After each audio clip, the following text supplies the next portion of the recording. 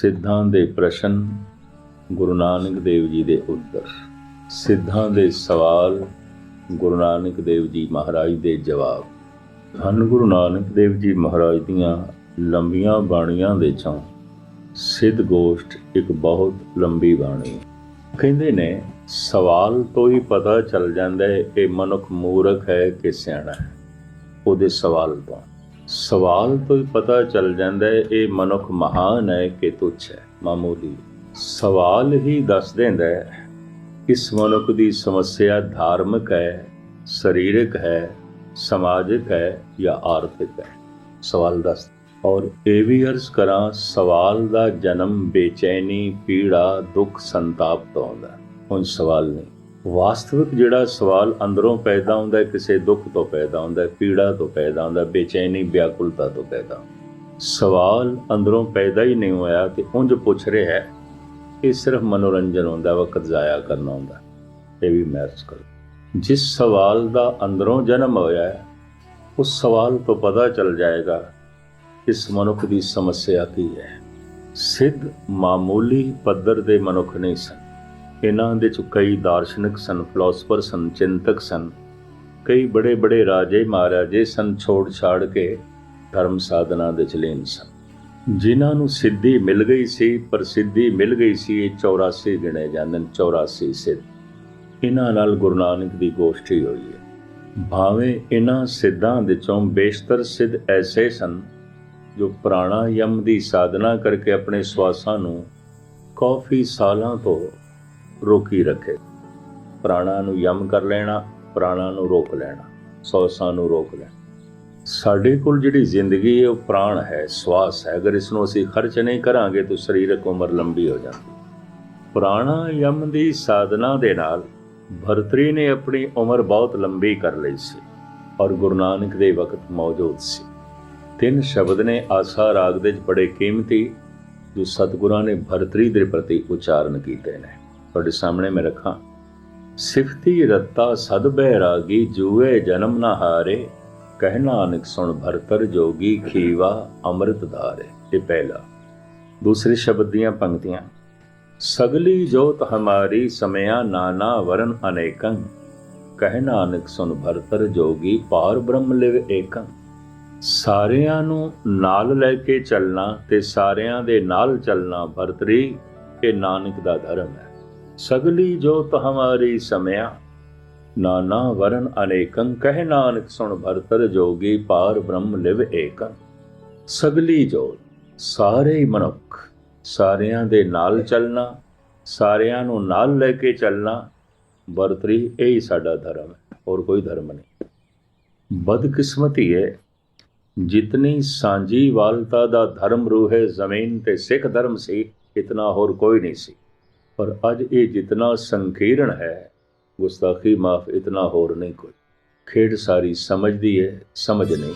ਮੈਂ ਕਈ ਦਿਨਾਂ ਤੋਂ ਇੱਕ ਅਰਜ਼ ਕਰ ਰਿਹਾ, ਕੀਮਤ ਸਮਝ ਦੇ ਨਾਲ ਬਣਦੀ ਹੈ, ਉਂਝ ਨਹੀਂ ਬਣਦੀ। ਜੈਸੇ ਪਸ਼ੂ ਦੇ ਅੱਗੋਂ ਇੱਕ ਘਾਸ ਦੀ ਪੰਡ ਰੱਖ ਦਈਏ ਤੇ ਸੋਨੇ ਦੀਆਂ ਮੋਹਰਾਂ ਰੱਖ ਦਈਏ, ਪਸ਼ੂ ਨੇ ਘਾਸ ਨੂੰ ਚੁਣ ਲੈਣਾ ਹੈ, ਸੋਨੇ ਦੀ ਮੋਹਰਾਂ ਨੂੰ ਨਹੀਂ।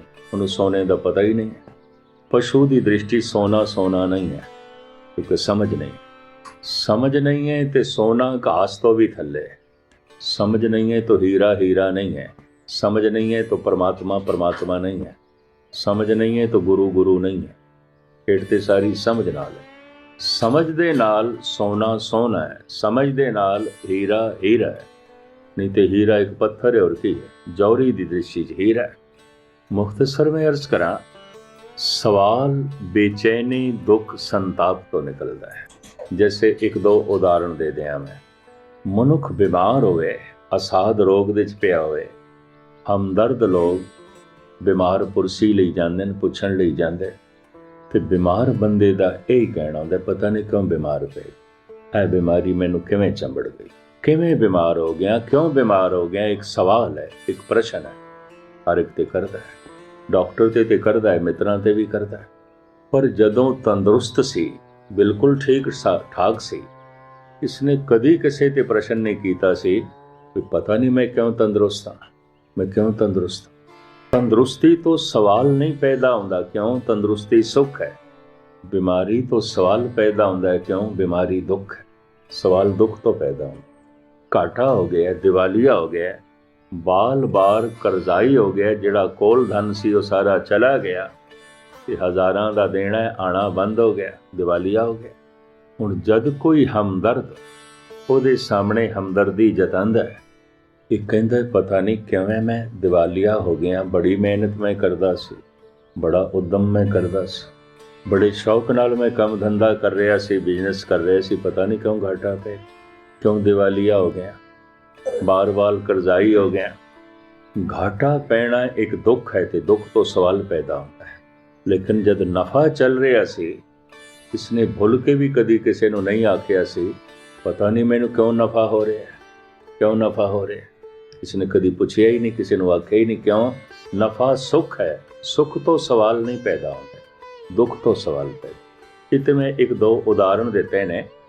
ਕੋਈ ਵੀ ਜਿਹੜਾ ਪ੍ਰਸ਼ਨ ਹੈ ਅਗਰ ਅੰਦਰੋਂ ਨਿਕਲਿਆ, ਵਾਕਈ ਮਨੋਰੰਜਨ ਨਹੀਂ ਐਵੇਂ ਅੰਦਰੋਂ ਸਿਰਫ ਪੁੱਛਣ ਵਾਸਤੇ ਹੀ ਨਹੀਂ ਪੁੱਛਿਆ। ਕਈਆਂ ਦਾ ਐਵੇਂ ਹੁੰਦਾ ਬਸ ਐਵੇਂ ਹੀ ਪੁੱਛਣਾ, ਪ੍ਰਸ਼ਨ ਉਹਨਾਂ ਦਾ ਆਪਣਾ ਵੀ ਨਹੀਂ ਆਉਂਦਾ, ਉਹ ਵੀ ਕਿਧਰੇ ਸੁਣਾਇਆ ਹੁੰਦਾ। ਜਿਹਦੇ ਅੰਦਰੋਂ ਕੋਈ ਸਵਾਲ ਪੈਦਾ ਹੋਇਆ ਹੈ, ਸਵਾਲ ਦੁੱਖ ਤੋਂ ਪੈਦਾ ਹੁੰਦਾ। ਇਸ ਵਾਸਤੇ ਭਾਰਤ ਵਿੱਚ ਦੁਖੀ ਬੰਦੇ ਨੂੰ ਪਤਾ ਕੀ ਕਹਿੰਦੇ ਨੇ? ਇਹ ਤਾਂ ਕੋਈ ਸਵਾਲ ਹੀ ਲੱਗਦਾ, ਇਹ ਤਾਂ ਕੋਈ ਸਵਾਲ ਹੀ। ਧੰਨ ਗੁਰੂ ਨਾਨਕ ਦੇਵ ਜੀ ਮਹਾਰਾਜ ਨੇ 9 ਖੰਡ ਪ੍ਰਿਥਵੀ ਦਾ ਭਰਮਣ ਕੀਤਾ ਹੈ। ਬ੍ਰਾਹਮਣਾਂ ਨੇ ਸਵਾਲ ਕੀਤੇ ਨੇ, ਹਰਿਦੁਆਰ ਦੇ ਬ੍ਰਾਹਮਣਾਂ ਨੇ, ਬਨਾਰਸ ਦੇ ਵਿਦਵਾਨ ਪੰਡਤਾਂ ਨੇ ਸਵਾਲ ਕੀਤੇ ਨੇ, ਬੜੇ ਰਾਜੇ ਮਹਾਰਾਜੇ ਬਾਦਸ਼ਾਹ ਗੁਰੂ ਨਾਨਕ ਦੇ ਸਵਾਲ ਕਰਦੇ ਨੇ, ਮੱਕੇ ਦੇ ਹਾਜੀ ਗੁਰੂ ਨਾਨਕ ਦੇ ਸਵਾਲ ਕਰਦੇ ਨੇ, ਤੇ ਸਿੱਧ ਵੀ ਗੁਰੂ ਨਾਨਕ ਤੇ ਸਵਾਲ ਕਰਦੇ ਨੇ। ਗੁਰੂ ਨਾਨਕ ਕਿਸੇ ਤੇ ਸਵਾਲ ਨਹੀਂ ਕਰਦੇ, ਸਵਾਲਾਂ ਦਾ ਜਵਾਬ ਦਿੰਦੇ। ਸਵਾਲਾਂ ਦੀ ਪੰਡ ਗੁਰੂ ਨਾਨਕ ਦੇਵ ਜੀ ਮਹਾਰਾਜ ਸਿਰ ਤੇ ਨਹੀਂ ਚੁੱਕੀ ਫਿਰਦੇ, ਜਵਾਬ ਨੇ ਉਹਨਾਂ ਕੋਲ, ਸਵਾਲੀ ਉਹਨਾਂ ਨੂੰ ਮਿਲਦੇ ਨੇ। ਸਵਾਲੀ ਤੋਂ ਮੁਰਾਦ ਦੁਖੀ। ਹੁਣ ਇਸ ਨੂੰ ਮੈਂ ਬਹੁਤਾ ਵਿਸਥਾਰ ਨਾਲ ਨਾ ਬਿਆਨ ਕਰਾਂ। ਗੁਰੂ ਗ੍ਰੰਥ ਸਾਹਿਬ ਜੀ ਮਹਾਰਾਜ ਦੀ ਸਾਰੀ ਬਾਣੀ ਮਿਸਰੀ ਹੈ, ਅੰਮ੍ਰਿਤ ਧਾਰਾ ਹੈ। ਇਸ ਬਾਣੀ ਵਿੱਚ ਇੱਕ ਬਾਣੀ ਦਾ ਨਾਮ ਹੈ ਸਿੱਧ ਗੋਸ਼ਟ। ਸਿੱਧਾਂ ਦੇ ਪ੍ਰਸ਼ਨ, ਗੁਰੂ ਨਾਨਕ ਦੇ ਉੱਤਰ। ਮੱਕੇ ਦੇ ਹਾਜੀ ਗੁਰੂ ਨਾਨਕ ਦੇ ਸਵਾਲ ਕਰਦੇ ਨੇ, ਗੁਰੂ ਨਾਨਕ ਜਵਾਬ ਦਿੰਦੇ। ਹਰਿਦੁਆਰ ਦੇ ਪਾਂਦੇ ਗੁਰੂ ਨਾਨਕ ਤੇ ਸਵਾਲ ਕਰਦੇ ਨੇ, ਸਤਿਗੁਰੂ ਜਵਾਬ ਦਿੰਦੇ। ਬਨਾਰਸ ਦੇ ਬੜੇ ਵਿਦਵਾਨ ਪੰਡਤ ਗੁਰੂ ਨਾਨਕ ਤੇ ਪ੍ਰਸ਼ਨ ਕਰਦੇ ਨੇ, ਸਤਿਗੁਰੂ ਉੱਤਰ ਦਿੰਦੇ। ਬਾਬਰ ਜੈਸਾ ਹੁਕਮਰਾਨ ਪ੍ਰਸ਼ਨ ਕਰਦਾ ਹੈ, ਸਵਾਲ ਕਰਦਾ ਹੈ, ਗੁਰੂ ਨਾਨਕ ਜਵਾਬ ਦਿੰਦੇ। ਸਿੱਧਾਂ ਦੇ ਚੋਂ ਉਸ ਵਕਤ ਗੋਰਖ ਦਾ ਸਭ ਤੋਂ ਵੱਡਾ ਚੇਲਾ ਚਰਪਟਨਾਥ ਗੁਰੂ ਨਾਨਕ ਤੇ ਪ੍ਰਸ਼ਨ ਕਰਦਾ ਹੈ, ਦੁਨੀਆ ਸਾਗਰ ਦੁੱਤਰ ਕਹੀਏ ਕਿਉਂ ਕਰ ਪਾਈਏ ਪਾਰੋ, ਚਰਪਟ ਬੋਲੇ ਔਧੋ ਨਾਨਕ ਦੇਹੋ ਸਚਾ ਵਿਚਾਰੋ। ਇਹ ਨਾਨਕ ਜੀ ਸੱਚ ਦੀ ਵਿਚਾਰ ਦੱਸੋ। ਇਹ ਜਿਹੜਾ ਸੰਸਾਰ ਹੈ ਨਾ, ਇਹ ਨਤਰੇ ਜਾਣ ਵਾਲਾ ਸਾਗਰ ਹੈ। ਦੁਨੀਆ ਸਾਗਰ ਦੁੱਤਰ ਕਹੀਏ, ਦੁਸਤਰ ਨਤਰੇ ਜਾਣ ਵਾਲਾ, ਨਹੀਂ ਪਾਰ ਕਰ ਸਕਦੇ। ਸੰਸਾਰ ਨੂੰ ਗੁਰਬਾਣੀ ਨੇ, ਉਪਨਿਸ਼ਦਾਂ ਨੇ, ਵੇਦਾਂ ਨੇ, ਮਹਾਤਮਾ ਬੁੱਧ ਨੇ, ਸਵਾਮੀ ਮਹਾਵੀਰ ਨੇ, ਸਾਰੇ ਭਾਰਤ ਦੇ ਧਾਰਮਿਕ ਗ੍ਰੰਥਾਂ ਨੇ ਸੰਸਾਰ ਨੂੰ ਸਾਗਰ ਨਾਲ ਤਸ਼ਬੀਹ, ਸੰਸਾਰ ਸਾਗਰ ਤਸ਼ਬੀਹ ਦਿੱਤੀ ਹੈ। ਰੂਪਕ ਅਲੰਕਾਰ ਵੀ ਇਸ ਤਰ੍ਹਾਂ ਦੇ ਬਿਆਨ ਕੀਤੇ। ਕਿਸੇ ਚੀਜ਼ ਦਾ ਰੂਪ ਬਣਾ ਕੇ ਕਿ ਕਿਸੇ ਦੀ ਹੋਂਦ ਨੂੰ ਸਾਹਮਣੇ ਪ੍ਰਗਟ ਕਰਨਾ ਹੈ, ਇਹਨੂੰ ਰੂਪਕ ਅਲੰਕਾਰ ਕਹਿੰਦੇ ਨੇ। ਮੁਸ਼ਾਬਤ ਪੇਸ਼ ਕਰਦੇ ਨੇ, ਤਸ਼ਬੀਹ ਪੇਸ਼ ਕਰਦੇ ਨੇ, ਤੁਲਨਾਤਮਕ ਗੱਲ ਕਰਦੇ ਨੇ। ਸੰਸਾਰ ਸਾਗਰ ਹੈ, ਸਾਗਰ ਵਿੱਚ ਪਾਣੀ ਹੈ, ਸੰਸਾਰ ਵਿੱਚ ਪਦਾਰਥ ਨੇ, ਸਾਗਰ ਵਿੱਚ ਲਹਿਰਾਂ ਨੇ, ਸੰਸਾਰ ਵਿੱਚ ਸਮੱਸਿਆਵਾਂ ਨੇ। ਕਦੀ ਸਰੀਰਕ ਸਮੱਸਿਆ, ਕਦੀ ਆਰਥਿਕ ਸਮੱਸਿਆ, ਕਦੀ ਪਰਿਵਾਰਕ ਸਮੱਸਿਆ, ਕਦੀ ਰਾਜਨੈਤਿਕ ਸਮੱਸਿਆ, ਕਦੀ ਮਾਨਸਿਕ ਸਮੱਸਿਆ, ਕਦੀ ਧਾਰਮਿਕ ਸਮੱਸਿਆ। ਬੰਦਾ ਇੱਕ ਸਮੱਸਿਆਵਾਂ ਕਿਤਨੀਆਂ, ਕੋਈ ਲਹਿਰਾਂ ਮੁੱਕਦੀਆਂ ਨੇ, ਇੱਕ ਸਮੱਸਿਆ ਦਾ ਅੰਤ ਹੋ ਜਾਏ, ਦੂਸਰੀ ਇੱਕ ਲਹਿਰ ਖਤਮ ਹੁੰਦੀ ਹੈ, ਦੂਜੀ। ਸਾਗਰ ਦੇ ਵਿੱਚ ਲਹਿਰਾਂ ਨੇ, ਸੰਸਾਰ ਦੇ ਸਮੱਸਿਆਵਾਂ ਨੇ। ਸਾਗਰ ਦੇ ਪਾਣੀ ਨੂੰ ਨਾਪਿਆ ਤੋਲਿਆ ਨਹੀਂ ਜਾ ਸਕਦਾ, ਅਥਾਹ ਹੈ। ਸੰਸਾਰ ਦੇ ਪਦਾਰਥਾਂ ਨੂੰ ਵੀ ਨਾਪਿਆ ਤੋਲਿਆ ਨਹੀਂ ਜਾ ਸਕਦਾ, ਅਥਾਹ ਹੈ। ਮਨੁੱਖ ਮਰ ਜਾਂਦਾ ਹੈ, ਕੋਈ ਸੋਨਾ ਚਾਂਦੀ ਨਹੀਂ ਮਰ ਜਾਂਦਾ, ਰੰਗ ਰੂਪ ਨਹੀਂ ਮਰ ਜਾਂਦੇ, ਸਭ ਕੁਝ ਰਹਿੰਦਾ ਹੈ। ਅਰਬਾਂ ਖਰਬਾਂ ਮਨੁੱਖਾਂ ਦੀਆਂ ਕਬਰਾਂ ਬਣ ਚੁੱਕੀਆਂ, ਅਰਬਾਂ ਖਰਬਾਂ ਮਨੁੱਖ ਚਿਤਾਵਾਂ 'ਚ ਜਲ ਚੁੱਕੇ ਨੇ। ਕੋਈ ਜਗਤ ਵਿੱਚ ਪਦਾਰਥ ਮੁੱਕਦੇ ਨਹੀਂ ਗਏ, ਮੌਜੂਦ। ਸਾਗਰ ਦਾ ਪਾਣੀ ਨਾਪਿਆ ਤੋਲਿਆ ਨਹੀਂ ਜਾਂਦਾ, ਸੰਸਾਰ ਦੇ ਪਦਾਰਥ ਨਾਪੇ ਤੋਲੇ ਨਹੀਂ ਜਾਂਦੇ, ਅਥਾਹ। ਸੰਸਾਰ ਵਿੱਚ ਕਦੀ ਕਦਾਈ ਕੋਈ ਇੱਕ ਅੱਧ ਜ਼ਿੰਦਗੀ ਦੀ ਬੇੜੀ ਪਾਰ ਹੋ ਜਾਂਦੀ ਹੈ, भाव सागर तो पार हो जाती, संसार सागर तो पार हो जाती। कोई कबीर, कोई नामदेव, कोई फरीद, कोई बैणी, कोई त्रिलोचन, कोई भाई गुरदास, कोई बाबा ਦੀਪ ਸਿੰਘ, संसार सागर तो पार हो जाते हैं। इन्हां दी भी खबर बनती है, इतिहास बनता। सागर विच डुੱਬਣ वालियां दी खबर बनती है। संसार सागर दे जो कोई तैर जाते हैं, क्योंकि कद तैर जाते हैं, करोड़ां ते डुੱਬਦੇ हैं। हम दे कांत हैं डुੱਬੇ वाले। डुੱਬੇ दी पहचान की है? ये मनुख डुੱਬ गया संसार दे, पहचान की है? ਉਹਦਾ ਨਿਤਨੇਮ ਡੁੱਬ ਗਿਆ ਹੋਵੇਗਾ, ਉਹਦੀ ਰਹਿਤ ਬੈਤ ਡੁੱਬ ਗਈ ਹੋਵੇਗੀ, ਉਹਦੀ ਸਿੱਖੀ ਵੀ ਡੁੱਬ ਗਈ ਹੋਵੇਗੀ, ਉਹਦਾ ਅੰਮ੍ਰਿਤ ਵੇਲਾ ਡੁੱਬ ਗਿਆ ਹੋਵੇਗਾ, ਗੁਰੂ ਦੇ ਕਕਾਰ ਡੁੱਬ ਗਏ ਹੋਣਗੇ, ਬਾਣੀ ਦਾ ਜਪ ਡੁੱਬ ਗਿਆ ਹੋਵੇਗਾ, ਸਿਮਰਨ ਡੁੱਬ ਗਿਆ ਹੋਵੇਗਾ? ਨਹੀਂ ਹੋਵੇਗਾ। ਉਹਦੇ ਡੁੱਬ ਗਿਆ ਪਦਾਰਥਾਂ ਦੇ ਪਾਣੀ ਦੇ 'ਚ ਡੁੱਬ ਜਾਂਦੀ ਹੈ ਬੇੜੀ, ਜਹਾਜ਼ ਪਦਾਰਥਾਂ ਦੇ ਡੁੱਬ ਜਾਂਦੀ ਹੈ ਜ਼ਿੰਦਗੀ ਦੀ ਬੇੜੀ, ਮਨੁੱਖ ਡੁੱਬ ਜਾਂਦਾ। ਘਰ ਦੇ 'ਚ ਧਨ ਬਹੁਤਾ ਆਉਣਾ ਸ਼ੁਰੂ ਹੋ ਗਿਆ, ਹਿਰਦੇ 'ਚ ਧਰਮ ਨਿਕਲਣਾ ਸ਼ੁਰੂ ਹੋ ਗਿਆ। घर ਦੇ पदार्थ आने शुरू हो गए, बहुत सारे घरों गुटके भी निकल गए, रहत बहत भी निकल गए, होर दुनियावी पदार्थ बथेरे आन लग पे। हुण गुरु की मोर केसां नूं भी सिर ते रखना औखा हो गया, ककार रखने भी औखे हो गए, डुब गए। डुबे देख सकते हो, अमृत वेला डुब गया। गुरु नानक देव जी महाराज कहते हम दे खां तैं डुबे हले, मैं ते देखदा दुनिया डुबी पई, मैं फिर अर्ज करां डुबे दी पहचान।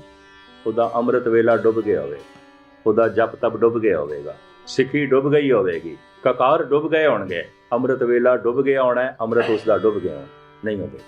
ਇਹ ਡੁੱਬੇ ਦੀ ਪਹਿਚਾਣ। ਸਾਗਰ ਵਿੱਚ ਸਾਰੀਆਂ ਕਿਸ਼ਤੀਆਂ ਜਹਾਜ਼ ਕਿਨਾਰੇ ਤੇ ਲੱਗਦੇ ਨੇ, ਕੋਈ ਕਦ ਡੁੱਬਦੀ ਹੈ, ਕਦੀ ਕਦਾਈ। ਸੰਸਾਰ ਸਾਗਰ ਦੇ ਤੇ ਕਦੀ ਕਦਾਈ ਕੋਈ ਇੱਕ ਅਧ ਜ਼ਿੰਦਗੀ ਦੀ ਬੇੜੀ ਪਾਰ ਹੁੰਦੀ ਹੈ, ਬਾਕੀ ਤੇ ਸਾਰੇ ਡੁੱਬਦੇ। वो जो पार हो जाती है उसे दी खबर बनती है, उसे दा इतिहास बनता। हजारों साल नरगिस अपनी बेनूरी पे रोती है, बड़ी मुश्किल से होता है चमन में दीदावर पैदा। इतनी कदी कदाई कोई रविदास ते कबीर रोज नहीं ने। जुतियां गंढण वाले ते जुतियां उत्ते पालिश करन वाले हर चौक दे च मिलणगे, हर मुल्क दे च मिलणगे। रविदास ते कदी कदी कदी कदी जो जुतियां गंढदियां गंढदियां लोकां दा मन भी रब नाल गंढदे, जो जुतियां नूं गंढदियां गंढदियां अपना मन भी प्रभु नाल गंढदे। नामदेव कहंदे रांगन रांगों सेवन सेवो राम नाम बिन घरी ना जियो। लोकां दे कपड़ियां नूं रंग देंदा देंदा लोकां दे मनां नूं भी रंग देंदा, अपना मन भी रंग देंदा। इस तरह दे छींबे ते कदी कदाई आउंदे, कदी कदी बड़ी मुद्दत तक उड़ीक करनी पैंदी। लमकावा ना हुण क्योंकि समा हो गया है। सरपट ने कहा गुरु नानक नूं, दुनिया सागर दूतर कहिए क्यों कर पाइए पारो। सरपट बोले औधो नानक देव सचा विचारो। हुण पहला इस सवाल का जवाब जो गुरु नानक देंदे ने, आपे आखे आपे समझे तिसक्या उत्तर दीजे। साठ कहो तुम पार गणामी तिसक्या बैसण दीजे। भी तू आपे समझदा है, सिद्ध पुरुष है, पढ़ा लिखा है, विद्वान है, तू क्यों यह कहना है किवें पार होई, तू सब कुछ जानना है। ते फिर गुरु नानक वडियाई देंदे ने, साच कहो तुम पार गरामी तिस क्या बैसन। तू ते पार गरामी है, पार पहुंचे होया है, तू कोई उरार थोड़ी है। दो तरह के बंदे होंदे ने, पारदर्शी खड़ा ते उरार है, पर पार जाण दी इच्छा है ते पारला कंडा दिखाई भी देंदा। बैठा ते परिवार दे च है, पर निरंकार दी तड़प। बैठा ते पदार्थां दे च है, परमात्मा दी समझ है। बैठा ते बाजार दे च है, पर करतार दी खिच है, प्यार है। जैसे नंद लाल कहंदे ने, गरदस्ते मां हमेश पैकार में रवद, मन चो कुनम के दिल बसुए यार में रवद। भाई साहब भाई नंद लाल कहंदे ने, मेरे हत्थां नूं देखोगे ये कमकार दे च जुटे ने, पर मेरे दिल नूं देखोगे अपने यार नाल जुड़िया है, अपने मित्र नाल जुड़िया है। पारदर्शी खड़ा ते उरार है, बैठा ते परिवार दे च है, पर पारला कंडा दिखाई देंदा है, ते पार जाण दी तमन्ना भी है, पार जाण दी इच्छा भी है। इहनूं कहंदे ने पारदर्शी। जिहड़ा पार पहुंच गया उहनूं कहंदे ने पारगरामी। जो पार पहुंचिया भी नहीं ते पारला कंडा दिखाई भी नहीं देंदा ते पार जाण दी इच्छा भी नहीं, उसे नूं कहंदे ने संसारी बंदा, दुनियावी बंदा। ये कुछ भी नहीं, ऐसे में नहीं, ये पारदर्शी नहीं है। धन गुरु नानक देव जी महाराज मान देंदे ने, चरपट तू ते पार गरामी है, पार पहुंच गए। साच कहो तुम पार गरामी तिस क्या बैसन दीजे। ਤੈਨੂੰ ਮੈਂ ਕੀ ਉੱਤਰ ਦਿਆਂ, ਤੂੰ ਤੇ ਪਾਰਗ੍ਰਾਮੀ। ਚਰਪੜ ਦੀ ਇੱਥੇ ਨਿਰਮਾਣਤਾ, ਇਸ ਸਿੱਧ ਪੁਰਸ਼ ਦੀ ਨਿਰਮਾਣਤਾ ਹੱਥ ਜੋੜ ਕੇ ਕਹਿੰਦਾ ਸੀ ਪਾਰਗ੍ਰਾਮੀ ਨਹੀਂ ਆ, ਪਾਰਦਰਸ਼ੀ ਆ। ਪਾਰ ਜਾਣ ਦੀ ਇੱਛਾ ਹੈ, ਪਾਰ ਜਾਣ ਦੀ ਤੜਪ ਹੈ, ਪਾਰ ਜਾਣਾ ਚਾਹੁੰਦੇ ਆ, ਲੇਕਿਨ ਪਾਰ ਪਹੁੰਚੇ ਨਹੀਂ, ਪੁਰਾ ਰਿਹਾ। ਜੈਸੇ ਕਬੀਰ ਕਹਿੰਦੇ ਨੇ, ਅਜੇ ਸੁਨਾਓ ਸਮੁੰਦ ਨੇ, ਅਜੇ ਵੀ ਮੈਂ ਸਮੁੰਦਰ ਦੇ ਵਿੱਚਾਂ, ਪਾਰ ਕੋਈ ਨਹੀਂ। ਅਜੇ ਸੁਨਾਓ ਸਮੁੰਦ ਮੈਂ ਕਿਆ ਜਾਣ ਆ ਗਿਆ, ਪਤਾ ਨਹੀਂ ਪਾਰ ਲੱਗਦਾ ਕਿ ਨਹੀਂ ਲੱਗਦਾ। ਜਿਹੜੇ ਪਾਰਦਰਸ਼ੀ ਵੀ ਨਹੀਂ, ਪਾਰ ਜਾਣ ਦੀ ਤੜਪ ਵੀ ਨਹੀਂ, ਤੇ ਸਾਗਰ ਦਾ ਪਤਾ ਵੀ ਕੋਈ ਨਹੀਂ, ਸੰਸਾਰ ਦੀ ਸਮਝ ਵੀ ਕੋਈ ਨਹੀਂ। ਮੈਂ ਬੜੀਆਂ ਡੀਂਗਾਂ ਮਾਰਦੇ ਦੇਖੇ, ਅਸੀਨ ਜਾਂ ਹੁੰਦੇ ਕੱਖ ਵੀ ਨਹੀਂ, ਕੁਛ ਵੀ ਨਹੀਂ, ਸਿਰਫ ਦਰਸ਼ਨ ਹੀ ਦਰਸ਼ਨ ਹੁੰਦੇ ਨੇ, ਬਾਣਾ ਹੀ ਬਾਣਾ ਹੁੰਦਾ, ਔਰ ਕੁਛ ਵੀ ਨਹੀਂ, ਸਿਰਫ ਲਿਬਾਸ ਹੀ ਲਿਬਾਸ, ਕੁਛ ਵੀ ਨਹੀਂ। ਧੰਨ ਗੁਰੂ ਨਾਨਕ ਦੇਵ ਜੀ ਮਹਾਰਾਜ ਦੇ ਸਾਹਮਣੇ ਚਰਪਟ ਕਹਿੰਦਾ ਹੈ, ਸੁਣ ਸੁਆਮੀ ਅਰਦਾਸ ਹਮਾਰੀ, ਪੁੱਛੋ ਸਾਚ ਵਿਚਾਰੋ, ਰੋਸ ਨਾ ਕੀਜੇ ਉੱਤਰ ਦੀਜੇ, ਕਿਉਂ ਪਾਈਏ ਹਰ ਦੁਆਰੋ। ਸਾਡੀ ਅਰਦਾਸ ਹੈ, ਜੋ ਅਸੀਂ ਕੋਈ ਹੁਕਮ ਨਹੀਂ ਕਰ ਰਹੇ, ਤੇ ਤੁਹਾਡੇ ਤੇ ਕੋਈ ਸਵਾਲ ਵੀ ਨਹੀਂ ਕਰ ਰਹੇ, ਬੇਨਤੀ ਕਰ ਰਹੇ, ਜੋਦੜੀ ਕਰ ਰਹੇ। ਸੁਣ ਸੁਆਮੀ ਅਰਦਾਸ ਹਮਾਰੀ, ਪੁੱਛੋ ਸਾਚ ਵਿਚਾਰੋ, ਰੋਸ ਨਾ ਕੀਜੇ ਉੱਤਰ ਦੀਜੇ, ਕਿਉਂ ਪਾਈਏ ਹਰ ਦੁਆਰ। ਤੁਸੀਂ ਰੋਸ ਨਾ ਕਰੋ, ਅਸੀਂ ਪਾਰਗ੍ਰਾਮੀ ਨਹੀਂ ਹਾਂ, ਸਾਨੂੰ ਉੱਤਰ ਦਿਓ, ਸਾਨੂੰ ਜਵਾਬ ਦਿਓ, ਇਸ ਭਉ ਸਾਗਰ ਤੋਂ ਕਿਵੇਂ ਪਾਰ ਹੋਈ, ਹਰੀ ਦਾ ਦੁਆਰ ਕਿਵੇਂ ਪ੍ਰਾਪਤ ਹੋ, ਹਰੀ ਦਾ ਦਰ ਕਿਵੇਂ ਪ੍ਰਾਪਤ ਹੋ। ਹੁਣ ਗੁਰੂ ਨਾਨਕ ਜੋ ਸਮਝਾਉਂਦੇ ਨੇ, ਖੇਡ ਤੇ ਬੜੀ ਲੰਬੀ ਹੈ, ਪਰ 1 ਮਿੰਟ ਮੈਂ ਅਰਥ ਕਰਕੇ ਸਮਾਪਤੀ ਕਰਦੇ ਹਾਂ। ਗੁਰੂ ਨਾਨਕ ਨੇ ਜੋ ਜਵਾਬ ਦਿੱਤਾ ਹੈ, ਪੁਰਾਣੀਆਂ ਜਿਹੜੀਆਂ ਤਸਵੀਰਾਂ ਕਿਸੇ ਜ਼ਮਾਨੇ ਜੋ ਬਣੀਆਂ ਸਨ ਗੁਰੂ ਨਾਨਕ ਦੇਵ ਜੀ ਮਹਾਰਾਜ ਨੇ, ਉਸ ਵਕਤ ਦੇ ਕਿਸੇ ਮੁਸਲਮਾਨ ਮੁਸੱਵਰ ਨੇ ਬਣਾਈਆਂ ਸਨ। ਗੁਰੂ ਨਾਨਕ ਦੇ ਸਮੇਂ ਗੁਰੂ ਗੋਬਿੰਦ ਸਿੰਘ ਜੀ ਮਹਾਰਾਜ ਦੇ ਵਕਤ ਵੀ ਇੱਕ ਫੈਜ਼ੀ ਕਰਕੇ ਚਿੱਤਰਕਾਰ ਸੀ, ਉਸਨੇ ਬਣਾਈਆਂ ਸਨ। ਉਹ ਤਸਵੀਰਾਂ ਹਜ਼ੂਰ ਸਾਹਿਬ ਤੇ ਪਟਨਾ ਸਾਹਿਬ ਤਖਤ ਤੇ ਪਈਆਂ। ਬਾਕੀ ਸਭ ਤਸਵੀਰਾਂ ਕੋਈ ਸੋਭਾ ਸਿੰਘ ਦੀ ਕਲਪਨਾ ਹੈ, ਕੋਈ ਕਿਸੇ ਹੋਰ ਦੀ ਕਲਪਨਾ ਹੈ, ਕਿਸੇ ਹੋਰ ਦੀ ਕਲਪਨਾ ਹੈ। ਅਸਲੀ ਤਸਵੀਰ ਉਸ ਸਮੇਂ ਦੀ ਜੋ ਉਸ ਮੁਸਲਮਾਨ ਚਿੱਤਰਕਾਰ ਨੇ ਬਣਾਈ ਸੀ, ਉਹ ਪਟਨਾ ਸਾਹਿਬ ਸਾਹਮਣੇ ਪਈ ਹੈ, ਹਜ਼ੂਰ ਸਾਹਿਬ ਹੈ ਸਾਹਮਣੇ ਪਈ। ਇਸ ਤਰ੍ਹਾਂ ਗੁਰੂ ਨਾਨਕ ਦੇਵ ਜੀ ਬੜਾ ਮਧਰਾ ਸਰੀਰ ਹੈ। ਗੁਰੂ ਨਾਨਕ ਦੇਵ ਜੀ ਉੱਚੇ ਕੱਦ ਦੇ ਵੀ ਨਹੀਂ, ਮਧਰੇ ਸਰੀਰ ਦੇ, ਪਤਲਾ ਦੁਬਲਾ ਸਰੀਰ ਹੈ, ਵਿੰਗੀ ਟੇਢੀ ਪੱਗ ਸੰਭਾਲ ਬੰਨ ਲੈਂਦੇ ਨੇ, ਤਹਿਮਤ ਬੰਨੀ ਹੋਈ ਲੰਬਾ ਚੋਲਾ। ਹੁਣ ਤਾਂ ਬੜਾ ਕੁਝ ਦਿਖਾਉਂਦੇ, ਇੰਨਾ ਭਾਰੀ ਭਰਕਮ ਸਰੀਰ ਸੋਭਾ ਸਿੰਘ ਨੇ ਦਿਖਾਇਆ। ਉਸ ਵਕਤ ਮੈਨੂੰ ਚੰਗੀ ਤਰ੍ਹਾਂ ਯਾਦ ਹੈ, ਸਿੰਘ ਸਾਹਿਬ ਗਿਆਨੀ ਚੇਤ ਸਿੰਘ ਜੀ ਹੈਡ ਗ੍ਰੰਥੀ, ਸਾਬਕਾ ਹੈਡ ਗ੍ਰੰਥੀ, ਹੁਣ ਤੇ ਗੁਜ਼ਰ ਗਏ, ਸ੍ਰੀ ਦਰਬਾਰ ਸਾਹਿਬ। ਉਹ ਸੋਭਾ ਸਿੰਘ ਤੇ ਔਖੇ ਹੋਏ, ਤੂੰ ਇਹ ਕੀ ਭਾਵ ਪਹਿਲਵਾਨਾਂ ਦੀ ਤਰ੍ਹਾਂ ਗੁਰੂ ਨਾਨਕ ਦਾ ਸਿਰ ਬਣਾ, ਪੜ੍ਹਤੇ ਸਹੀ ਗੁਰਪ੍ਰਤਾਪ ਸੂਰਜ ਦੇ 'ਚ ਕੀ ਲਿਖਿਆ, ਦੇਖਤੇ ਸਹੀ ਪੁਰਾਣੀ ਚਿਤਰਾਵਲੀ, ਐਵੇਂ ਕਲਪਨਾ ਤੇ ਠੀਕ ਕਰੋ ਕੁਛ। ਖੈਰ ਇਹ ਤੇ ਐਵੇਂ ਵਿਚਕਾਰ ਗੱਲ ਆ ਗਈ। ਉਹ ਜਿਹੜੀਆਂ ਪੁਰਾਣੀਆਂ ਤਸਵੀਰਾਂ ਆਉਂਦੀਆਂ ਸਨ, ਉਸ ਦੇ ਥੱਲੇ ਜਵਾਬ ਲਿਖਿਆ ਹੁੰਦਾ ਸੀ, ਗੁਰੂ ਨਾਨਕ ਦਾ ਇਹ ਸ਼ਬਦ ਲਿਖਿਆ ਜੋ ਸਿੱਧਾਂ ਨੂੰ ਜਵਾਬ ਦਿੱਤਾ ਸੀ, ਸਾਗਰ ਤੋਂ ਕਿਵੇਂ ਪਾਰ ਹੋਈ। ਹੁਣ ਗੁਰੂ ਨਾਨਕ ਸਮਝਾਉਂਦੇ ਨੇ, ਜੈਸੇ ਜਲ ਮੇ ਕਮਲ ਨਿਰਾਲਮ, ਮੁਰਗਾ ਈ ਨੇ ਸਾਣੇ, ਸ਼ਬਦ ਸੁਰਤ ਭਉ ਸਾਗਰ ਤਰੀਏ, ਨਾਨਕ ਨਾਮ ਵਖਾਣੇ, ਰਹੇ ਇਕਾਂਤ ਏਕੋ ਮਨ ਵਸਿਆ, ਆਸਾ ਮਾਏ ਨਿਰਾਸੋ, ਅਗਮ ਅਗੋਚਰ ਦੇਖ ਦਿਖਾਏ, ਨਾਨਕ ਤਾਂ ਕਾ ਦਾਸੋ। ਜਿਸ ਤਰ੍ਹਾਂ ਜਲ ਦੇ 'ਚ ਕਮਲ ਹੈ, ਪਾਣੀ ਵੱਧਦਾ ਹੈ ਤੇ ਹੋਰ ਉੱਪਰ ਉੱਠਦਾ ਹੈ, ਡੁੱਬਦਾ ਨਹੀਂ ਹੈ। ਘਰ ਦੇ 'ਚ ਪਦਾਰਥ ਵਧਣ, ਪ੍ਰਭਤਾ ਵਧੇ, ਤਾਕਤ ਵਧੇ, ਸੰਪਦਾ ਵਧੇ, ਮਨੁੱਖ ਤੇ ਡੁੱਬ ਜਾਂਦਾ ਹੈ, ਕਮਲ ਨਹੀਂ ਡੁੱਬਦਾ ਪਾਣੀ। ਠੀਕ ਹੈ, ਪਦਾਰਥ ਸਾਡੀ ਜ਼ਿੰਦਗੀ ਹੈ, ਪਾਣੀ ਕਮਲ ਦੀ ਜ਼ਿੰਦਗੀ ਹੈ। ਪਦਾਰਥਾਂ ਤੋਂ ਬਿਨਾਂ ਅਸੀਂ ਜੀ ਨਹੀਂ ਸਕਦੇ, ਪਰ ਪਦਾਰਥਾਂ 'ਚ ਜੀਵੀਏ ਡੁੱਬੀਏ ਤੇ ਨਾ, ਪਰਿਵਾਰ ਦੇ 'ਚ ਜੀਵੀਏ ਡੁੱਬੀਏ ਤੇ ਨਾ। ਕੋਈ ਪਰਿਵਾਰ ਦੇ 'ਚ ਡੁੱਬ ਗਿਆ, ਕੋਈ ਪਦਾਰਥਾਂ 'ਚ ਡੁੱਬ ਗਿਆ, ਕੋਈ ਧਨ ਸੰਪਦਾ 'ਚ ਡੁੱਬ ਗਿਆ। ਜੀਵੀਏ ਪਾਣੀ ਦੇ 'ਚ ਕਮਲ ਦੀ ਤਰ੍ਹਾਂ, ਡੁੱਬੀਏ ਨਾ ਪਾਣੀ ਦੇ 'ਚ ਕਮਲ ਦੀ ਤਰ੍ਹਾਂ। ਜੈਸੇ ਜਲ ਮੇ ਕਮਲ ਨਿਰਾਲਮ, ਮੁਰਗਾ ਹੀ ਨੇ ਸਾਣੇ, ਜੈਸੇ ਮੁਰਗਾਬੀ ਨੈ ਸਾਣੇ। ਸਣਨਾ ਕਹਿੰਦੇ ਨੇ ਭਿੱਜਣ ਨੂੰ, ਰਾਜਸਥਾਨੀ ਭਾਸ਼ਾ ਹੈ। ਮੀਂਹ ਦੇ 'ਚ ਕੋਈ ਭਿੱਜ ਜਾਏ, ਰਾਜਸਥਾਨ ਦੇ 'ਚ ਕਹਿੰਦੇ ਨੇ ਜਾਂ ਤੋ ਸਣ ਗਏ, ਇਹ ਤੇ ਭਿੱਜ ਗਏ। ਵਿਜੇ ਨੂੰ ਕਹਿੰਦੇ ਨੇ ਜਾਂ ਤੋ ਸਣ ਗਏ। ਅੱਜ ਵੀ ਕਹਿੰਦੇ, ਅੱਜ ਵੀ ਇਸ ਤਰ੍ਹਾਂ। ਮੁਰਗਾ ਹੀ ਨੇ ਸਾਣੇ, ਦੂਜੀ ਦਲੀਲ ਜੋ ਗੁਰੂ ਨਾਨਕ ਨੇ ਦਿੱਤੀ ਹੈ, ਮੁਰਗਾਬੀ ਰਿਜ਼ਕ ਦੀ ਖਾਤਰ ਕਈ ਦਫਾ ਡੁਬਕੀ ਤੇ ਲਾਂਦੀ ਹੈ, ਕਮਲ ਡੁੱਬਦਾ ਨਹੀਂ, ਇਹ ਪਹਿਲੀ ਦਲੀਲ। ਦੂਜੀ, ਮੁਰਗਾਬੀ ਦੀ ਡੁੱਬਦੀ ਤੇ ਹੈ, ਗੋਤਾ ਤੇ ਖਾ ਜਾਂਦੀ ਹੈ, ਬੜੀ ਜੋ ਹੈ ਗਹਿਰੇ ਤਲ ਦੇ ਚਲੀ ਜਾਂਦੀ, ਕਿਉਂਕਿ ਛੋਟੀਆਂ ਛੋਟੀਆਂ ਮੱਛੀਆਂ ਉਸਦਾ ਰਿਜ਼ਕ ਹੈ। ਬਹੁਤ ਥੱਲੇ ਚਲੀ ਜਾਂਦੀ ਹੈ, ਗਰਕ ਤੇ ਹੋ ਜਾਂਦੀ ਹੈ, ਡੁੱਬ ਤੇ ਜਾਂਦੀ ਹੈ, ਪਰ ਉਹਦੇ ਪੰਖ ਭਿੱਜਦੀ ਨਹੀਂ, ਫਿਰ ਉੱਪਰ ਆ ਜਾਏ। ਰਿਜ਼ਕ ਦੀ ਖਾਤਰ ਹੋ ਸਕਦਾ ਕਿਸੇ ਮਨੁੱਖ ਦਾ ਗੋਤਾ ਲੱਗ ਜਾਏ, ਡੁੱਬ ਜਾਏ, 3-4 ਦਿਨ ਨਿਤਨੇਮ ਨਹੀਂ ਹੋ ਸਕਿਆ ਕਿਧਰੇ ਸਫ਼ਰ ਵਿੱਚ, या बीमार हो गया या कोई होर समस्या खड़ी हो गई, नहीं कर सके, या एक दो दिन अमृत वेले नहीं उठ सकिया, या एक दो दिन सत्संग दे च नहीं आ सकिया, रिजक करके ऐसी डुबकी लग गई, एक दो दिन नहीं नितनेम हो सकिया, भावें नहीं होया, डुबिया फिर उपर आ जाता, भिजदा नहीं है, और गैराजरी के असर को एकदम धो देंदा है, फिर जब तब करके तैयार बर तैयार हो जाता, फिर सपुरती आ जाती है, डुबदा नहीं है। ये दो दलीलां दित्तियां। कमल डुबदा ही नहीं है, मुरगाबी डुबदी तो है, भिजदी नहीं, उपर आ जाती। एक तो कमल की तरह डुबदा ही नहीं, चाहे कितनी धन संपदा वध जाए, चाहे कितनी मसरूफीयत वध जाए, रब्बी चिंतन नहीं भुलदा। दूजा कदी कदाई नागा पै जाता है, डुब जाता है रिजक दी खातिर, लेकिन फिर उपर आ जाता है, भिजदा नहीं है, डुबदा नहीं। जैसे जल में कमल निरालम मुर्गा ही ने साणे, पर ये किस तरह करिए? शब्द सुरत भाव सागर तरिए, नानक नाम बखाणे। अपनी सुरत नूं शब्द नाल जोड़िए। सुरत तो मुराद सरोत।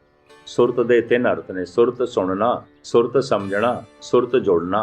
ये तो सरोत है, सरवन तो बनया, ये तो सुरत दे च है, सुन रहा है। तो जे सुन रहा है, ये सुरत दे च है, तो सुरत आ जाएगी, समझ आ जाएगी, सुरत दे अर्थ हुण समझ।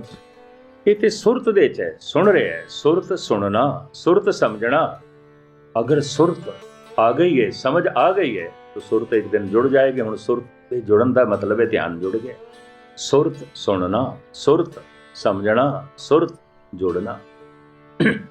सुरत शब्द नाल जोड़े, श्रोता बने। जबान गायन कर रही होंदी है, जपजी साहब मन ते सुनदा ही नहीं, श्रोता बनदा ही नहीं। सुखमनी साहब पढ़ रहे हैं, मन ते सुनदा ही नहीं, ते जे सुनदा ही नहीं तो सुखमनी साहब अंदर जांदी ही नहीं, कुछ भी नहीं जाती, हिरदा खाली दा खाली रह जाता। श्रोता होना बड़ी वड्डी गल है। जैसे जैसे बाणी अंदर जाएगी, सुनदियां अंदरों पाप निकलणगे, अंदरों संताप निकलेगा, अंदरों दुख निकलेगा। नानक भगतां सदा विगास सुनिए, दुख पाप काना ये सब ना सुन। जैसे जल में कमल निरालम मुर्गा ही ने शाणे, शब्द सुरत भाव सागर तरिए, नानक नाम वखाणे। पर एक किवें करिए? इतनियां इच्छावां ने, आसावां ने, समस्यावां ने, ये चरपड़ दा प्रश्न है, किवें करी? रहे एकांते कोमन वसिया, आसा माय निरासो, अगम अगोचर देख दिखाए, नानक ताका दासो। प्रथम एकांत दे च बैठ के ये साधना जप दी करनी चाहिए। ये समूहक बंदगी, कथा कीर्तन सुनना, वाहिगुरु मंत्र दा जप अमृत वेले कल्ले बैठ के कर। जैसे घर दे साडे किचन है, रसोई है, भोजन बनता है, इस तरह 2-4 फुट जगह होवे जिथे बैठ के रोज वाहिगुरु मंत्र दा जप करिए। अगर रोज रोज उस एक ही जगह ते जप होवेगा, जगह चार्ज हो जाएगी। दुष्ट बंदा भी अगर उत्थे बैठे है तो उसकी जबान चो वाहिगुरु निकल जाए, उस जगह का असर हो। ये हर घर दे होनी चाहिए। शरीर के भोजन वास्ते जे असी रसोई बना लेंदे आ, आत्मा के भोजन वास्ते भी 2-4 फुट जगह चाहिए। इतना जगह चाहिए, पर इसकी फिक्र ही कोई नहीं, किसी घर च कोई नहीं। जिहदे घर च है भागां वाले, तो कईयां ने रसोई तो बनाई हुई, बनाते कख भी नहीं, उत्ते भजन नहीं करते, जपते करते। रहे एकांत को मन वसिया, आसा माय निरासो। इतनियां इच्छावां ने, इतनियां आसा ने, किवें जीवीए, किवें भव सागर नूं पार करिए? गुरु नानक देव जी दसदे ने, आसा माए निरासो। रामकली राग दे होर कई शब्द ने। आसा माए निरास वलाए, नेचो नानक करते पाए। निश्चय करके जानो, उसनों करते पुरख की प्राप्ति हो जाती। किसनों? जो आसा दे च निराश होकर रहिंदा है। आसा दे च निराश किस तरह रही है? आसा पूरी हो गई है तो मनुख नूं ये समझना चाहिए, इस वास्ते पूरी हुई है, परमात्मा की आसा भी यही सी, वो भी यही चाहता सी, उसकी इच्छा भी यही सी, तां पूरी हुई है। मेरी इच्छा इस करके पूरी हुई है कि परमात्मा की इच्छा भी यही सी, तां पूरी हुई। तो जे मेरी इच्छा नहीं पूरी हुई कोई, तो मैं इच्छा बड़ी की थी, तो फिर समझ लेना चाहिए परमात्मा की इच्छा कुछ होर है, उसकी रजा च राजी रहना चाहिए। है ढंग सारिया इच्छावां साड़ियां नहीं पूरी होंदियां, किसी दियां भी नहीं होंदी। ये भी मैं अर्ज करा, एक इच्छा पूरी हो जाए 10-20 इच्छावां जन्म ले जाएंगे। कोई इच्छा पूरी हो गई तो समझना चाहिए इस वास्ते पूरी हुई है, प्रभु की इच्छा भी यही सी। जे इच्छा नहीं पूरी हुई तो परमात्मा की रजा कुछ होर है, उसकी इच्छा कुछ होर है, तो उसकी रजा दे च राजी हो। ये तो कसवट्टी है। मैनू कैलीफोर्निया च एक बंदा मिलिया, कहने लगा मेरा तो कोई भरोसा नहीं रहा। मैं कहा क्यों? कहता अखंड पाठ रखाया सी, लंगर ते $1000 खर्च किए हैं, गुरुद्वारे का साजो समान भी बना के दिता है, सुंदर सुंदर कालीन भी लिया, भांडे लिया, लंगर चलाया, अखंड पाठ का खर्चा किया, ਪਰ ਅਸੀਂ ਤੇ ਮੁਕੱਦਮੇ 'ਚ ਹਾਰ ਗਏ, ਸਾਡੀ ਤੇ ਇੱਛਾ ਪੂਰੀ ਨਹੀਂ ਹੋਈ, ਸਾਡੀ ਤੇ ਸ਼ਰਧਾ ਹੀ ਨਹੀਂ ਰਹੀ। ਇਹਦਾ ਇਹ ਮਤਲਬ ਹੈ ਪ੍ਰਮਾਤਮਾ ਦੀ ਇੱਕੋ ਹੀ ਡਿਊਟੀ ਹੈ ਸਾਡੀਆਂ ਇੱਛਾਵਾਂ ਪੂਰੀਆਂ ਕਰੇ। ਕਤਈ ਨਹੀਂ ਸੰਸਾਰ ਵਿੱਚ ਪ੍ਰਮਾਤਮਾ ਦੀ ਇੱਛਾ ਚੱਲਦੀ ਹੈ, ਸਾਡੀ ਇੱਛਾ ਨਹੀਂ ਚੱਲਦੀ। ਅਗਰ ਕੋਈ ਬੱਚਾ ਇਹ ਆਖੇ ਮੈਂ ਜਵਾਨ ਨਾ ਹੋਵਾਂ, ਉਹ ਤੇ ਹੋਵੇਗਾ। ਅਗਰ ਕੋਈ ਜਵਾਨ ਇਹ ਆਖੇ ਮੈਂ ਬੁੱਢਾ ਨਾ ਹੋਵਾਂ, ਹੋਵੇਗਾ। ਅਗਰ ਕੋਈ ਬੁੱਢਾ ਇਹ ਆਖੇ ਮੈਂ ਨਾ ਮਰਾਂ, ਮਰੇਗਾ। ਕਿਸ ਤਰ੍ਹਾਂ ਮਨੁੱਖ ਦੀ ਇੱਛਾ ਚਲੇਗੀ? ਇੱਛਾ ਉਸੇ ਦੀ ਚੱਲਦੀ। ਅਗਰ ਮੇਰੀ ਕੋਈ ਇੱਛਾ ਪੂਰੀ ਹੋ ਗਈ ਹੈ ਤੇ ਇਸ ਵਾਸਤੇ ਹੋਈ ਹੈ, ਪ੍ਰਮਾਤਮਾ ਦੀ ਇੱਛਾ ਵੀ ਇਹੀ ਸੀ ਕਿ ਜੇ ਕੋਈ ਨਹੀਂ ਹੋਈ ਤੇ ਉਹਦੀ ਇੱਛਾ ਕੁਝ ਹੋਰ ਹੈ, ਉਹਦੀ ਰਜ਼ਾ 'ਚ ਰਾਜ਼ੀ ਰਹੇ। ਇਹਨੂੰ ਕਹਿੰਦੇ ਨੇ ਬਾਣਾ ਮੰਨਣਾ। ਬਾਣੇ ਵਿੱਚ ਕੋਈ ਵਿਰਲਾ ਆਇਆ, ਰਹੇ ਇਕਾਂਤੇ ਕੋ ਮਨ ਵਸਿਆ, ਆਸਾ ਮਾਏ ਨਿਰਾਸੋ, ਅਗਮ ਗੋਚਰ ਦੇਖ ਦਿਖਾਏ, ਨਾਨਕ ਤਾਂਕਾ ਦਾਸੋ ਐ ਚਰਪਟ। ਕੋਈ ख्वाहिश पूरी हो गई तो समझ लेना प्रभु की इच्छा भी यही सी। धन्यवाद कर दें। तो जे इच्छा नहीं पूरी हुई तो हाथ जोड़ के कह दें, हे प्रभु मैं तेरी रजा च राजी, जो तेरी इच्छा थी। अधार्मिक है वो बंदा जो ये आके परमात्मा तू अपनी इच्छा एक पासे रख, मेरी पूरी कर। धार्मिक है वो बंदा कहता, हे प्रभु तू मेरा मन ऐसा बना, ताकत दे कि मैं तेरी रजा दे च राजी रहूं, जो तेरी इच्छा है वो मैनू चंगी लगे। ये ढंग है, ये तौर तरीका है। परमात्मा ਦੀਆਂ ਇੱਛਾਵਾਂ ਕਈ ਦਫਾ ਸਾਡੀਆਂ ਇੱਛਾਵਾਂ ਨਾਲ ਮੇਲ ਨਹੀਂ ਖਾਂਦੀਆਂ। ਫਿਰ ਤੇ ਸ਼ਰਧਾ ਨੂੰ ਬਣਾ ਕੇ ਰੱਖਣਾ ਬੜਾ ਔਖਾ ਹੋ ਜਾਏਗਾ, ਵਿਸ਼ਵਾਸ ਨੂੰ ਬਣਾ ਕੇ ਰੱਖਣਾ ਔਖਾ ਹੋ ਜਾਏਗਾ। ਧੰਨ ਗੁਰੂ ਨਾਨਕ ਦੇਵ ਜੀ ਨੇ ਚਰਪਟਨਾਥ ਨੂੰ ਸਮਝਾਇਆ, ਲਹਿਰਾਂ ਨੂੰ ਦੇਖ ਕੇ ਬੇੜੀ ਰੋਕਣੀ ਨਹੀਂ ਚਾਹੀਦੀ ਹੈ। ਬੰਦਾ ਸੋਚੇ ਲਹਿਰਾਂ ਸ਼ਾਂਤ ਹੋਣ ਤੇ ਫਿਰ ਬੇੜੀ ਠੇਲਾਂਗੇ, ਨਹੀਂ। ਚੱਪੂ ਮਾਰਨਾ ਆਰੰਭ ਕਰ ਦੇ, ਬੇੜੀ ਜਿਉਂ ਚੱਲਣੀ ਸ਼ੁਰੂ ਹੋਵੇਗੀ ਲਹਿਰਾਂ ਆਪਣੇ ਆਪ ਕੱਟਦੀਆਂ ਜਾਣ, ਰਸਤਾ ਮਿਲਦਾ ਜਾ। ਭਾਵੇਂ ਸਮੱਸਿਆਵਾਂ ਨੇ, ਭਾਵੇਂ ਅਨੰਤ ਤਰ੍ਹਾਂ ਦੀਆਂ ਸਮੱਸਿਆਵਾਂ ਨੇ, ਪੁਰਖਾ ਤੂੰ ਜਪ ਆਰੰਭ ਕਰ ਦੇ, ਲਹਿਰਾਂ ਦੇ ਚੋਂ ਤੇਰੀ ਜ਼ਿੰਦਗੀ ਲੰਘ ਕੇ ਪਾਰ ਹੋ ਜਾਏ ਔਰ ਤੈਨੂੰ ਪਰਮ ਆਨੰਦ ਦੀ ਪ੍ਰਾਪਤੀ ਹੋ ਜਾਏਗੀ। ਕਮ ਸੇ ਕਮ ਸੈਂਕੜੇ ਸਵਾਲ ਨੇ, ਸਿੱਧਾਂ ਦੇ ਸੈਂਕੜੇ ਜਵਾਬ ਨੇ ਗੁਰੂ ਨਾਨਕ ਦੇ। ਅਗੰਮੀ ਬਾਣੀ ਹੈ, ਫਿਰ ਕਦੀ ਨਦੀ ਨਾਉ ਸੰਜੋਗੀ ਮੇਲੇ ਹੋਏ। ਤੇ ਸਤਿਗੁਰ ਦੀ ਇਸ ਮਹਾਨ ਕਲਾ ਨੂੰ, ਕਲਾਤਮਕ ਬਾਣੀ ਨੂੰ ਤੁਹਾਡੇ ਸਾਹਮਣੇ ਖੋਲ੍ਹਣ ਦੀ ਨਿਮਾਣੀ ਕੋਸ਼ਿਸ਼ ਕਰਾਂਗੇ। ਇਤਨਾ ਹੀ ਸਮਾਂ ਸੀ।